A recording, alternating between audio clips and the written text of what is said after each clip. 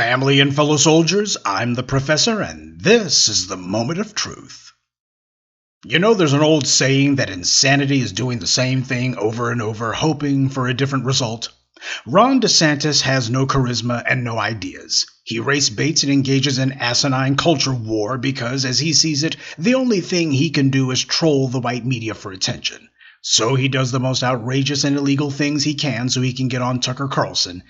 But that's not a political strategy. It's desperate tactics. The people who like him can only tell you that he's fighting woke, but they can't even tell you what woke is. And the one idiot who's been saying the word woke the most, Christopher Rufo, he even had to admit that he had to redefine what critical race theory was just so he could oppose it. Now, Rufo has already moved on from Florida, by the way, and he's now doing his asinine culture war grift in other states. There was no way he could stay in Florida. After all, DeSantis, in his insecurity and foolishness, decided to take the whole anti-woke thing to the ultimate extreme, and it failed.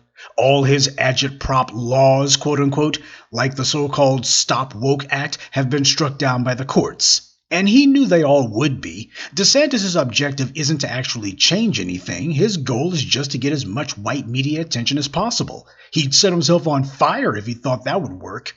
To him, he thinks being on TV means that he'll become the frontrunner for 2024. Now, this is stupid on its face because history has shown that the people who emerge as the early frontrunners in the presidential primaries almost always flame out and have to drop out first. In 2004, Howard Dean was the frontrunner, and then John Kerry got the nomination. 2008, Hillary Clinton got the early primary wins, but then Obama came from behind and got the nomination. And on the GOP side in 2008, Mitt Romney was seen as the frontrunner, but it was Mike Huckabee who got the early electoral victories, but ultimately John McCain who got the nomination. See how that worked? 2012 was an anomaly in that Mitt Romney was the only person who had any traction that year for the GOP, but he didn't get it by being a half-brained culture warrior like DeSantis. 2016, we all know that there were a bunch of would-be frontrunners in the GOP field, Ted Cruz, Mark Rubio, but most of all, Jeb Bush. And then Donald Trump came down from Mars and knocked them all out of the box. And on the Democratic side, Bernie Sanders was the frontrunner, but the nomination was handed to Hillary Clinton. And in 2020, Kamala Harris was the first one to announce her candidacy for president, and she was also among the first to drop out of the race, too. Bernie Sanders was the early frontrunner once again, winning those early primaries, with Pete Buttigieg a close second. But then the wrinkled-up racist Jim Crow Joe Biden came from behind and got the nomination and ultimately the presidency. So the track record on presidential races is clear. The history, undeniable. But considering that Ron DeSantis has banned history books in his state, it makes sense that he doesn't know anything about history. As the old saying goes, those who don't learn from history are forced to repeat it. Ron DeSantis is so desperate you can smell it on him, and it stinks. He's the political equivalent of a pick me, he'll do anything to get chosen. But he knows that he doesn't have any real pull. That's part of the reason why he hasn't announced his candidacy as yet. Because he's scared of Donald Trump, and he should be. Ron DeSantis is a fool. He's just smart enough to be able to read a teleprompter and just dumb enough to think that he could actually become president. The white supremacist trash cheering him on, they just want a sugar rush. Someone who makes them feel like they're better than. They see a world where the truth is threatening to become the norm, and they want someone, anyone, to tell them that the world is still flat and that they'll stop change from happening. And if they can't stop change, then at least give the middle finger to all these black people who are out here causing all this trouble. Of course, the joke is on these racist rubes. By supporting DeSantis's bigoted nonsense, they've sent him the clear message that he doesn't have to do anything for them, and they'll still vote for him anyway. Because they're not voting for DeSantis, they're voting for his racist antics. They feel that after a few years of hearing black as part of the national political discussion, they want someone who will give the black community the middle finger. Problem with that is giving people you don't like the middle finger isn't a policy. It accomplishes nothing. DeSantis has no educational policy other than ban history books and don't mention race. He has no health care policy at all. As we saw last year when it comes to hurricanes, he has no policy and no clue. There he was standing in the ruins of what used to be a neighborhood, and when he was asked why he wasn't prepared for this, considering that Florida has hurricanes every single year without exception, he was like a deer caught in headlights. All he knows how to say is critical race theory and stop woke. People like Christopher Rufo have conditioned and programmed this monkey so that the only thing he does is he tries to turn every situation into a chance to shoehorn in his pre-canned talking points about critical race theory and stop woke. Problem is, when it comes to an act of nature, all of his anti-black talking points don't apply.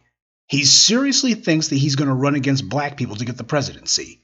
He doesn't want to be president, he wants to be the darling of Fox News. But the vile racism as entertainment that Tucker Carlson and Laura Ingraham do only plays to elderly and middle-aged racists who are already engaged and on board with the white supremacist program. When you go on Fox News, you're preaching to the choir. Trump did that, but as he found out, it didn't work in 2020 because there was someone on the ballot other than Hillary Clinton. Running solely to your own political base only works if the other party's voters are depressed about who they have to vote for and their morale is low, or it works if your voter base is far larger than your opponent.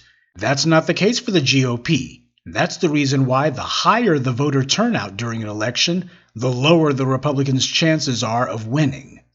Ron DeSantis doesn't come off as the candidate of traditional anything. He comes off as an attention whore, who now has a permanent reputation for being a racist right-wing culture warrior.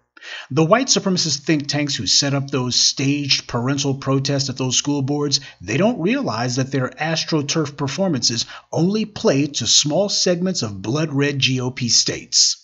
Florida's GOP are particularly corrupt and vile. They wrote into law that the governor can fire any state employee or any state office holder, even elected representatives. That means there's no independent government there.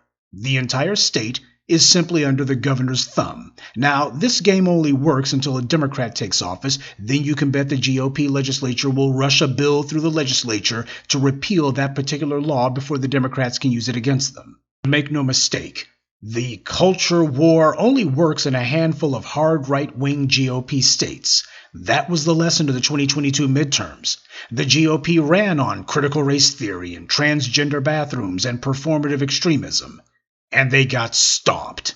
Democrats, on the other hand, ran on abortion. They understood that no matter what the rhetoric from the white right or these white conservative areas, those people still want sexual license with no responsibilities or consequences. And that would be a bipartisan winning issue for them. Most right-wing Republicans are racist, but they're also sexually loose as a hedonist from the Middle Ages. In their social circles, they will publicly claim to be against abortion, but at least half of them have had one, and when it comes time to vote, they still want the ability to get it. In this regard, Democrats, in spite of themselves, are practical. This is not to mean that we should favor abortion. I certainly don't. My point is you have to be honest with yourself about the political realities, how the electorate actually views things, because there's a huge difference between what people claim they want as opposed to what they actually do when it comes time to make a decision. DeSantis's race baiting will do nothing other than get support from the same old handful of racists who watch Fox News. In other words, he'll win the support of people who are already going to vote for him anyway. In order to overcome Biden, he's going to need to grow the size of his voter base. And that means he's going to need to swing those so-called moderate voters, read casual racists, to his side. But suburbanites know that his phony hysteria over critical race theory is a lie, and while they don't like transgender bathrooms, they also know that there's only a handful of places where that's even an issue. These culture war issues the GOP is trying to run on may be extremely important to the white supremacists who run these right-wing think tanks, but these strawman issues and these moral panics that the Republicans keep trying simply don't matter to swing voters because they don't deal with these issues on a daily basis. And the people the GOP is hoping to persuade with their scaremongering aren't going for it, not in the numbers they need. You can only lie so much before people stop listening. If it didn't work in 2022 with record high inflation and a mumbling goofball as president, then that means it won't work. But the GOP has to keep doing it because, frankly, they don't have any other strategy. All they can do is the same thing, just more of it. This is what happens when you try to live inside a bubble. You take refuge inside of a white media bubble and then furnish it with lies from Fox News and right-wing hate radio. Before long, you've brainwashed yourself into thinking the entire world agrees with you. Oh, they favor all of that stuff. They don't like black people. They hate anything about black people. They're just too scared to say it. When they go into the voting booth, though, they're going to do differently. That's what they keep telling themselves. That's what they told themselves in 2008 when Barack Obama was running. And they were screaming it from the rooftops in 2012, that is, until he won re-election. What DeSantis does doesn't attract supporters. Instead, it drives them away. His extremist stunts are a turnoff to the very white suburban women in the rest of the country that he needs support from. Talk about failing to read the room. DeSantis's reputation before he got to Congress was a right-of-center functionary whose positions were mostly in line with GOP orthodoxy. But DeSantis knew years ago that he wanted to try to make a run for the presidency and throw his Burger King crown into the ring. He also knew that nobody likes him, nobody sees him as a leader, and nobody thinks he has any ideas. He doesn't have the personality or the policy proposals to make anyone think that he's somebody who should be in a leadership position. So he decided that what he had to do was try to separate himself from the rest of the Republican field. And how do you do that? Be as over-the-top extremist as possible. So he objected to New York receiving any disaster money when the state was hit by a tropical storm. To him, it's all about going over the top, show that he's the most extreme. Never mind that all these extremist stunts will come back to haunt him when it comes time to run against a real competitor. Keep in mind, he barely managed to beat Andrew Gillum, and this in a state that's been trending Republican. And considering the fact that Andrew Gillum is hardly stiff competition, it says a lot about how popular DeSantis is not, even in his own state. He got more support in 2022, but that was because he was up against Charlie Crist, who is about the only politician in Florida who has less support than DeSantis. Now, here's another question. What will happen to this stupid nobody if and when Donald Trump announces that he's going to run for president again in 2024? The white right base knows that nothing, absolutely nothing would enrage the white left more than Donald Trump successfully retaking the White House.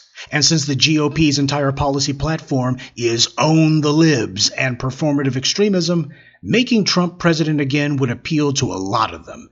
Enough where it robs DeSantis of the support that he desperately needs. DeSantis has not won any battles. Nobody outside of Florida is enthused about him. Even Fox News isn't gushing over him.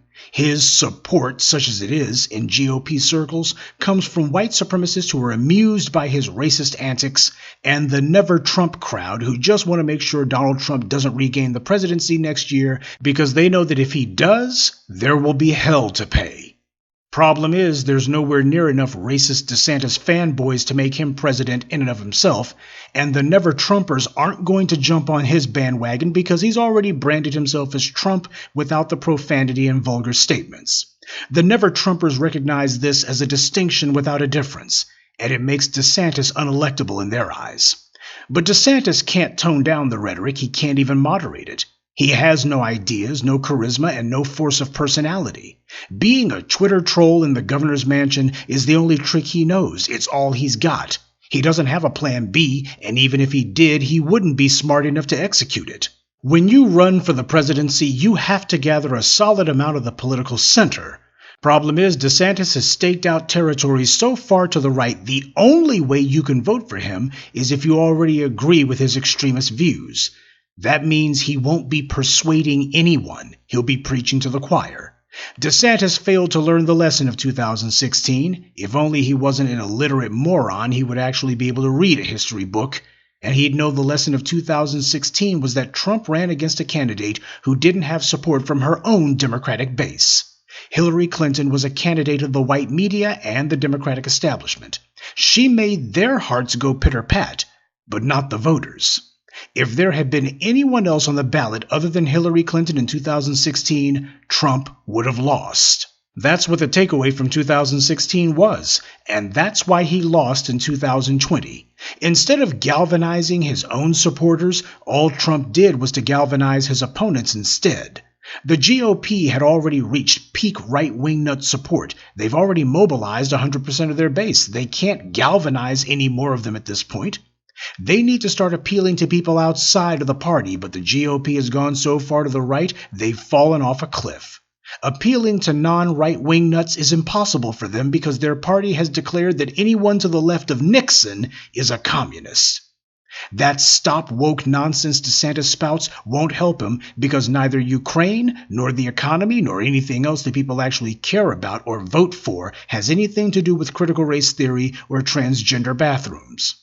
The same way that he was utterly lost when he was asked about his failed response to the hurricane last year is the same way that he'll be lost when he's asked what he's going to actually do for America. Ron DeSantis has told himself that Florida is America. He couldn't be more wrong, and by making himself such an obnoxious target, there will be a lot of people who can't wait to go to the polls and vote for someone else. He is known, but he's not popular. Nobody's champing at the bit to vote for DeSantis. Even the white supremacists who claim to love him only love the stunts that he pulls. The voters who are motivated to vote against DeSantis far outnumber the ones who applaud his antics. You see, what DeSantis is doing right now is a mistake. One that Barack Obama was very careful not to make. Obama's top priority was not to mobilize the white right voters to turn out against him. So he attacked the black community, he made sure to make the right noises in public, and the GOP's base could never get a full head of steam about voting him out, no matter how much race baiting the GOP did against him. Obama understood how important it was not to galvanize the GOP base to move against him, though that was about the only thing he understood. Democrats want DeSantis to run because he's an empty suit. His own track record will damage him enough to guarantee that only a miracle can get him into the White House. He's a brain-dead meat puppet for the far-right think tanks like the Manhattan Institute. He may win the news cycle on Fox News, but you don't win elections on Tucker Carlson. Otherwise, Trump would still be in office, and the GOP would control both houses of Congress. But that's not to say that DeSantis isn't serving a purpose for the Democrats. They're determined not to do anything for black people, and they need a new boogeyman who they can use to get us to vote for them without demanding anything in return. The demands that black people have been making are threatening white primacy, and Democrats have to put a lid on it somehow. They are, after all, part of the same political machine as the Republicans. They certainly work for the exact same shadowy political forces. So allowing DeSantis to run around and openly engage in all of this anti-black race baiting is the Democrats' way of helping to make that part of the political landscape. And then the Democrats will turn around and lie through their teeth and say, why, we can't do anything for you niggers. I mean, look at Ron DeSantis. Look at all this support he's got. He's only got support from a small handful of right-wing rubes. Yeah, but you know, they're cheering him pretty loudly, though. And we just can't do anything. He's too popular, too popular. You guys are going to understand. You're going to lose us elections. Look at DeSantis. He won re-election. You guys are going to lose us elections. That's a lie. They know it's a lie, but these are the talking points they have to hide behind. Hiding behind DeSantis is a good way for the Democrats to give themselves permission to ignore black people or at least use him as a talking point. Because when the Supreme Court reversed Roe v. Wade, Democrats began a series of statewide referendums to legalize abortion, and they did it in red states. They did it that way for a reason. They used statewide referendums to circumvent the GOP-controlled legislatures. So the Democrats mobilized for something that would benefit mostly white women. And all it took was for Clarence Thomas to brag that now that abortion was reversed, it was time to take a look at reversing the gay marriage decision, and the Democrats went on full alert and they got a gay marriage law passed with Republican support. And they were able to get this done immediately, just a couple of weeks after the 2022 midterms. Oh, it's supposed to be so rancorous, so divisive, so polarized, the Congress is supposed to be. And yet they instantly were able to get that law passed through so smoothly. Heck, even the white media didn't even know that that thing was so close to passing. What it tells me is Democrats and Republicans had already agreed long before, probably as early as the spring, that they were going to pass that law and that they were going to do it right after the election.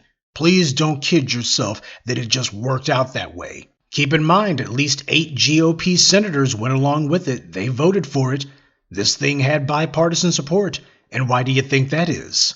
A lot of politicians in the GOP are LGBT. There's a lot of closeted people in that party. And that's why so many of them were willing to support it after the election. They didn't want to have to pay a political price for supporting it before the election. You can just tell this was a political deal that got worked out.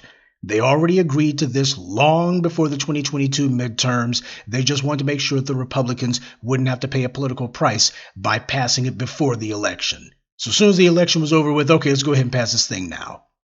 That's what they do for everybody else. Yet when it comes to anything that may even remotely seem like it's beneficial to black people, like say the George Floyd Policing Act, you can say what you want about it, but at the very least, just as a piece of show legislation, there would have been no harm in passing it, and yet the Democrats said they just couldn't get it done.